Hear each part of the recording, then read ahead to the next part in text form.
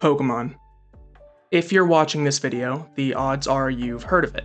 More likely, you've experienced the multitude of games, cards, shows, and merchandise that's gripped people since its Japanese release in 1996. When I was young, Pokémon was the staple of many road trips, sleepovers, and even more often, many heated debates who would beat who in a fight. Is the anime good or not? And if Mew is really under that truck. He's there. I know he's there. Just why isn't he there? It's safe to say Pokemon is now fairly ingrained in my DNA as an adult, but some of my favorite memories include whenever a new generation is getting ready to come out, the anticipation of seeing what new Pokemon or new forms or new moves are going to be available for us to use.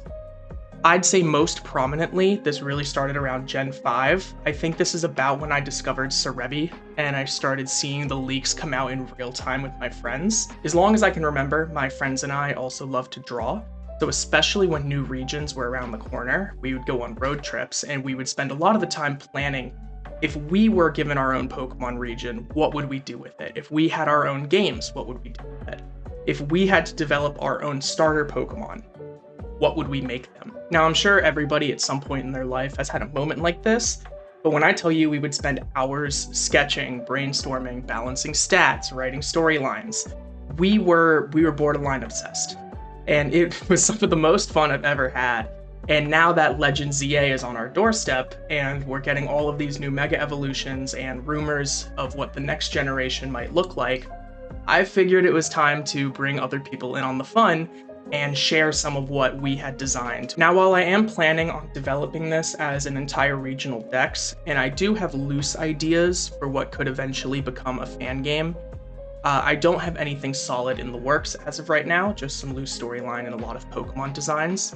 Now, before we get into it, I do want to give a quick shout out to Oscar. You can find it rgraywind on Instagram. While all of these Pokemon were conceptualized and initially designed by myself, the final renders in the beautiful Sugimori style and a lot of design input was contributed by him.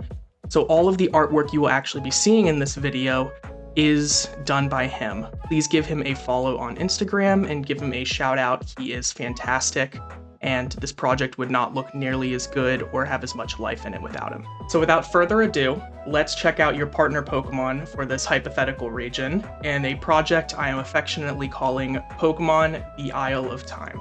Grass starters have always been my starter of choice, and for the longest time I was always kind of thrown off that we had all these different bat Pokemon, but we'd never had anything based off of a fruit bat. So I designed this line really for myself. I took a lot of design elements that I kind of like, and some of the elements from starters that I really like, such as Serperior and Decidueye, not so much the hulking monster of early starters like Meganium and Venusaur. This all kind of came to a halt when I discovered the Honduran White Bat, which the color scheme and a lot of design elements from this line are based off of, because it really kind of put into place the last things I was missing to create something that I personally would use. And surprisingly, while I design mostly for myself, seems to be the most popular with my friends, Shrew-Bat. Shrew-Bats spend most of their time sleeping in nests made of leaves and fur, often in small piles with other Pokemon. They're very social, but their small stature and trusting nature leaves them open to threats from larger Pokemon. They're particularly helpful with young trainers, as their fast growth and friendly demeanor makes them easy to train, as long as you're able to find one. Shrew-Bats' wings and tail mimic large foliage, and they will often find a favorite leaf to carry with them, almost like a crown on their head. This allows them to look bigger towards predators, as well as distinguish them from each other in large groups. I am incredibly happy with how this turned out, and as I started to evolve these Pokemon, I really kind of wanted to move away from what newer gens were doing, and make them less of people with jobs, and really kind of keep the large animal aspect of the Pokemon designs that I loved growing up. One aspect of this was to make the middle stages particularly unruly and teenagery, and I actually designed all three of them last, so that I could make it more of a bridge with the most simplified essential features of the baby and last stages, since I figured those were the ones most important in the decision-making process for players in normal games. With Shrubat, the easiest way to do that was to kind of apply more fluff and just make it look crazy. And so by kind of turning up those elements, Brambat. Brambat are energetic, jumpy Pokemon that often crash due to the overgrown fluff over their eyes and wings. They'll use this fur to build nests for smaller Shrubat and often hide the young Pokemon in it while traveling or battling. Their thick fur and erratic behavior makes them very difficult to harm in battle, with many weaker or slower moves not making contact or missing altogether. They're popular socially with young trainers, but unlike Shrubat, they become more difficult to train, as getting them to maintain focus and stay in one place is very difficult. The design for the final stage really fell into place when I discovered the Golden Crowned Flying Fox. Golden Crowned Flying Fox is the current largest fruit bat species. They inhabit jungles and they have a ginormous wingspan, as well as just looking cute and having a really nice golden orange fur that kind of tied nicely with the earlier stages. So by tweaking the colors and really leaning into the fox aspect of Flying Fox, I think the final stage turned out really nice. Will-O-Whirl. Will-O-Whirl are fast and few between. With their immense speeds creating powerful tailwinds behind them, they spend most of their time flying and gathering berries for their young. Their wings are sharp enough to cut down tree trunks with ease, but their strong vines are also capable of lifting them to build fortified nests high in the trees.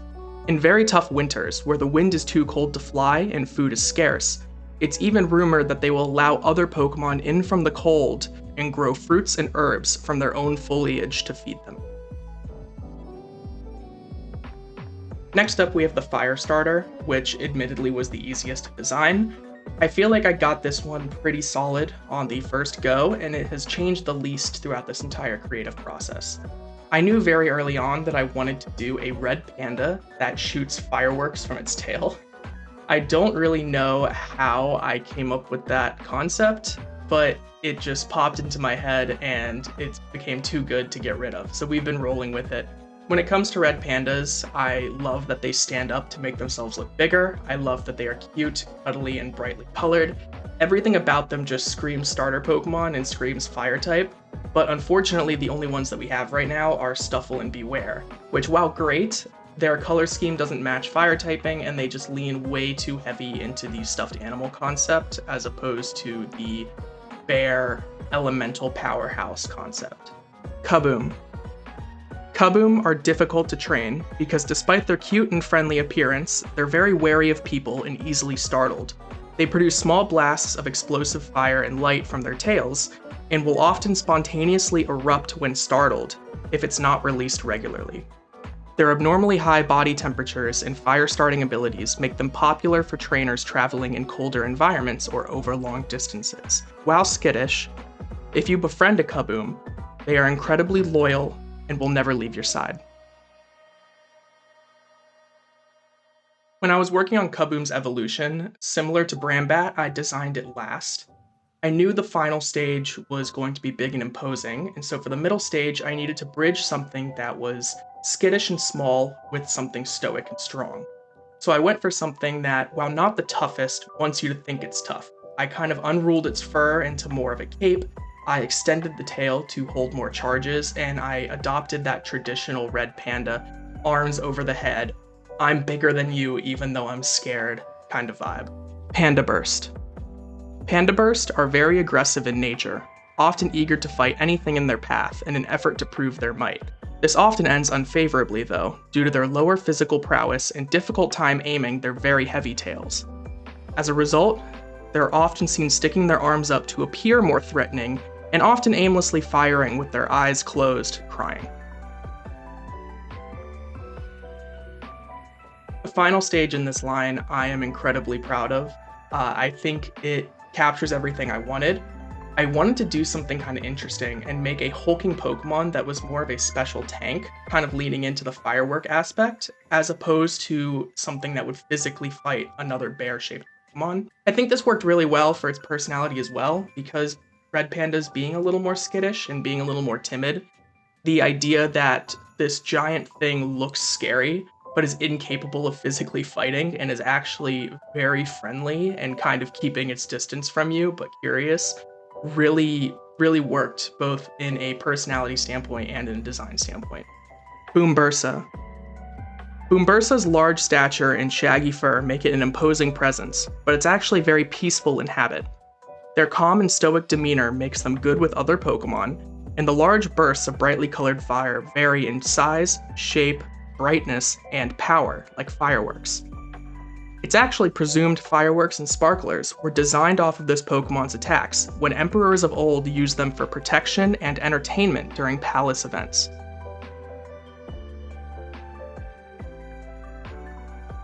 Now, the water starter took the most amount of work. It probably went through the most design changes, the most amount of times that I just had to pick it up, put it off to the side, and not worry about it for a long period of time. This is mainly because I knew I kind of wanted to incorporate a water bird and pirate motif, but I didn't quite know how I wanted the inspiration to work. Some of the design elements would end up busy, some of the colors were kind of on and off, and I eventually ended up settling on stealing the color scheme from the blue-footed booby and applying it to a variation of water birds, keeping the colors and the pirate theme as the tying line as opposed to the actual species of bird, restricting how my designs could evolve. All in all, while a lot of starters kind of keep the same design motif moving through, I do think that the fact that it's Pokemon, anything is possible, and it makes for a very visually diverse and visually interesting line. Gullible. Gullible are often found following around other Pokemon and people to form crews. They're very eager to please and can stay afloat effortlessly in even the roughest of waters. They're very energetic, and if they aren't given tasks, will become restless and even depressed. Gullible are good for trainers who plan on staying very, very busy and socializing frequently with other people in Pokemon.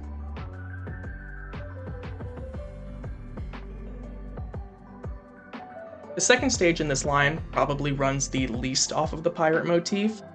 I kind of followed similar to the first two stages where I just wanted it to look crazy, but this is also the one that keeps the body shape of the blue-footed booby, while the first stage was based more on a seagull or a sandling. Just smaller water birds, kind of moving into a bigger, tougher water bird as we get closer to the pirate captain, Gullmatey. Unlike Gullible, Gullmatey only follows strong-willed trainers. They're mischievous and independent, often testing boundaries and developing relationships based more on gain than trust or authority. When a trainer has a good relationship with their Pokemon, this Pokemon is a competent fighter, both on land and water, using its heavy feet and sharp beak to land blows. The quickest way to gain a Gullmatey's trust is to befriend its Gullible crew or have a Gullible of your own.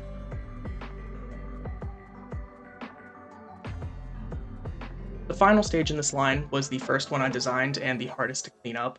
It's based on a plethora of water birds, taking inspiration from frigate birds, Onhiga birds, and also ospreys to a small extent.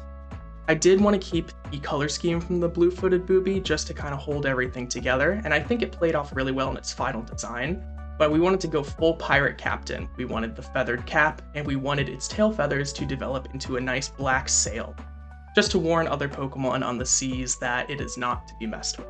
Captorant. Captorant are uniquely free-spirited Pokemon, and rarely trusting or trustworthy. Trainers who use them have often taken exemplary care of them since youth to develop the strong bonds needed to use them in battle.